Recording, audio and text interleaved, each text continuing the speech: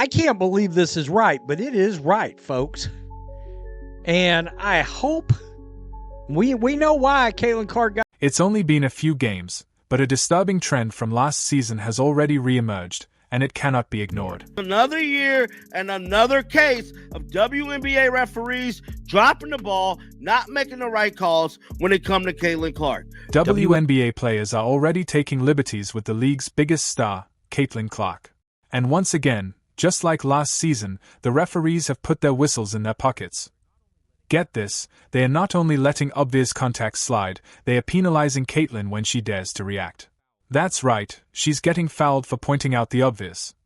Last season, Caitlin was on the receiving end of relentless hits, body checks, elbows, you name it. And the officials acted like they were high fives and fist bumps. Now, the exact same pattern is emerging, and it should have the entire WNBA worried. Because there's a bigger trend happening here, one that's not only unfair to Caitlin but could end up being devastating for the Fever and for the league itself. Let's get right into the fireworks that infuriated fans and analysts and have everyone concerned for Caitlin.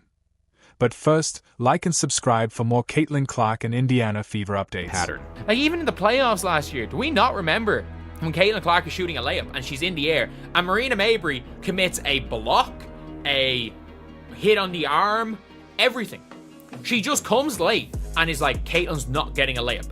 Jumps sideways into her, takes her arms out, knocks Caitlin on the ground, and then stops because she knows she's fouled, and the referees are like, play on. It's crazy that even before the regular season officially tips off, Caitlin Clark is already getting knocked around, and the refs are doing nothing about it. Sound familiar? Because it's exactly what happened last season. Caitlin would drive, get bumped, shoved, elbowed, and hacked, and the whistles? Silent.it was like the refs forgot what a foul was anytime Caitlin hit the floor. And this wasn't a one-off, it became a pattern. That's just basketball at the end of the day. No, that's never gonna change. I'm never gonna lose that. I feel like I'm getting hammered. I don't know. I appreciate Christy getting a tech too. I don't know. There are honestly too many examples to even show in one video. It got to the point where you could tell that Caitlin was visibly shaken by the abuse she was taking. Is good. Kennedy Carter now with 12 points. But the foul that really stands out, the moment that symbolized just how bad it had gotten, was the Kennedy Carter hit. Jersey is Shatoy Walker-Kimbrough was talking to the official about the ref. Caitlin Clark on the It was an off-ball foul. No play on the ball. No basketball move. Just a blatant body check that sent Caitlin flying, and somehow, it wasn't even ruled a flagrant. Just a common foul.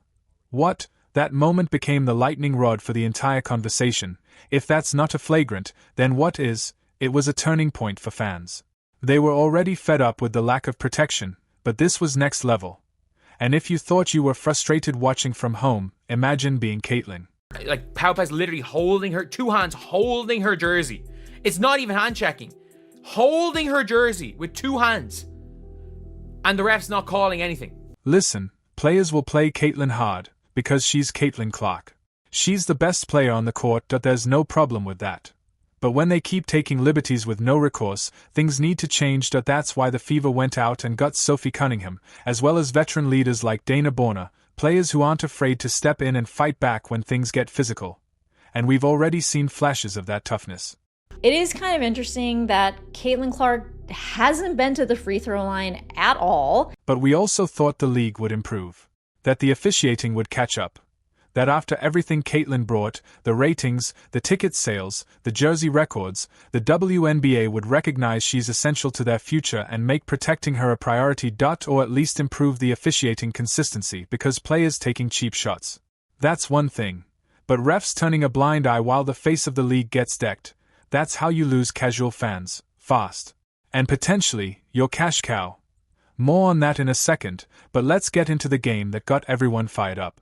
Caitlin Clark in the preseason, 29 points with 0 free throw attempts. What is happening? Caitlin Clark was once again fouled hard, with no calls. The refs completely swallowed their whistles anytime she touched the ball, like physicality was just part of the Caitlin tax. She gets bumped, hit, thrown off balance, and nothing. No protection. No deterrent. No message sent that this kind of play won't be tolerated. It's almost like the refs are daring her to complain, because when she does, she's the one who ends up with the tech. It's the same story from last season, just earlier and louder. Somebody had pointed out how many frickin' free throw attempts she's had. I think it's 30 in the preseason. Caitlin Clark hadn't gotten one damn foul called in her favor that would have put her to the line. Are you kidding me right now? I don't understand what is going on. And I'm not exaggerating. She literally had 0 free throws. On a 10-3, make it 12-3 run, as they are now just down 1 point. Let that sink in. Caitlin Clark, the biggest target on the floor, got hacked all game and didn't shoot a single one. Not one trip to the line. Not even on obvious contact. Either the refs are blind, or they are setting a tone early that it's open season on Caitlin Clark.